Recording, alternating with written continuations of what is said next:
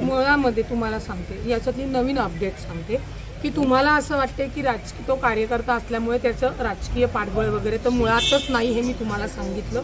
त्याच्यामध्ये सासूला अटक झालेली आहे, त्याच्यामध्ये नंदेला अटक झालेली आहे। आता राजेंद्र हगवणे हा पळून गेलेले, त्याचा तो ते सुशील हगवणे पळून गेलेले, लवकरच त्यांच्या पण मुसक्या आवळल्या जातील। परंतु या हगवण्यांचे एक मामा हे पोलीस खात्यामध्ये अधिकारी आहेत, त्यांचं नाव आहे जालिंदर सुपेकर।